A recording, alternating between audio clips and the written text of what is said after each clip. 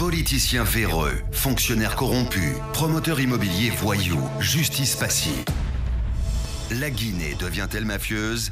Les grandes gueules d'Adafo Média ne lavent pas plus blanc, mais vous permettent de défendre votre pays en vous informant. Avec les grandes gueules d'Adafo Média, dénoncez les turpitudes, nous garantissons le secret des sources. Envoyez vos documents à espacefmguinée.info, rubrique Contact. Les grandes gueules d'Adafo Média ou le socle de la liberté d'expression en Guinée. Ça se passe aussi à la radio tous les soirs à 18h dans la zone spéciale de Conakry sur 99.4 Suite FM. Merci à vous aussi qui donc nous regardez à la télévision depuis Dakar où une présidentielle donc se tient au Sénégal, on va dire comme ça plus largement. Ce dimanche 24 février, 4 candidats face au sortant Macky Sall. Plus de 6 millions de Sénégalais attendus devant les urnes donc pour élire un chef de l'État. Le président sortant Macky Sall donc en course pour un second mandat. Il sera face au dissident Madické Niang, à l'ancien premier ministre Idrissa Seck, mais aussi à El Hadj Issa Sall de la liste du Parti de l'Unité et du Rassemblement, une formation issue de la confrérie musulmane des Tidjanes, et du jeune Ousmane Sonko. La campagne présidentielle marquée par les diatribes de l'ancien président Abdoulaye Wade et par des accrochages par endroits meurtriers se referme ce vendredi. Justement, quels enseignements peut-on tirer de cette campagne présidentielle? On va poser la question à un de nos envoyés spéciaux, Moussa Moïse, donc qui nous attend au téléphone depuis Dakar. Et ici en plateau, deux représentants donc de coalition qui vont nous rejoindre dans la deuxième partie pour débattre de cette élection présidentielle. Je vais nommer ici M. Abdoulaye Badiane, de la coalition APR, et M. Maguette Mboj de la coalition Sonko président. Et tout de suite, on s'intéresse à ce qui s'est passé hier à la rentrée de Sigiri. Que s'est-il réellement passé hier et pourquoi le cortège de l'ancien ministre des Sports, Siaka Barry, devenu opposant au régime en place, a-t-il été bloqué et empêché d'accéder à la ville de Sigiri? Dans quelles circonstances son cortège a-t-il été caillassé? Dans un instant, Siaka Barry, président de Guinée Debout, il va prendre la parole sur cette antenne. Si tout va bien aussi, il sera talonné par M. Siné Magasouba, de préfet maritime plutôt, préfet par intérim, j'allais dire, de Sigiri. Nous avons en direct Mohamed Mara, M. Siaka Barry de Guinée Debout. Les grandes gueules. Monsieur Siaka Barry, bonjour. Bonjour, les grandes gueules. Alors, vos militants et de nombreux sympathisants vous attendaient hier dans la ville de Sigiri, où vous étiez donc attendu. Je crois que ça devrait être votre deuxième visite d'ailleurs sur place. Dites-nous pourquoi et comment est-ce que vous avez été empêché d'avoir accès finalement à la ville de Sigiri? Juste un petit rectificatif. Ce n'est pas la deuxième visite. La troisième fois que nous sommes empêchés de rentrer à Sigiri par les autorités de Sigiri et par des personnes tapis à l'ombre, ça et là à travers le pays. Tout ce que je fais pour le cas hier, c'est que nous avons entrepris depuis le 5 février passé une grande tournée à travers la Haute-Guinée. Vous savez que c'est partiel.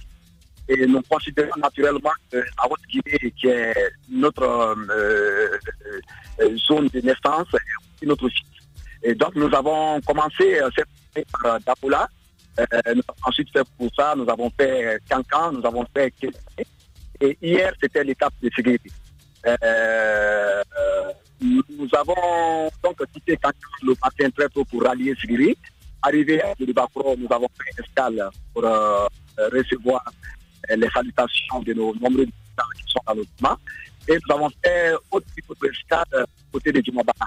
Djumabana, c'est au tablure de Sigiri, je crois, une vingtaine de kilomètres. Et c'est là où nos nombreux sympathisants nous ont rejoints pour rallier Sigiri. Et donc, à la rentrée de Sigiri, dans le quartier Bafinda, qui est juste à 3 km de Sigiri, nous avons été énormément surpris par des jets de pierre qui venaient ça et là, et par des brigades héritiers, par des loubards, que nous ne savons pas qui ils venaient, par des loubards. Et ce qui nous a surpris, au moment où nos jeunes militants héroïquement étaient en train de repousser ces loubards-là, puisque la loi du nombre peut-être notre frère, donc nous avons vu venir une armada d'ordre qui était venu et qui était censé s'interposer entre nos militants qui s'agressaient.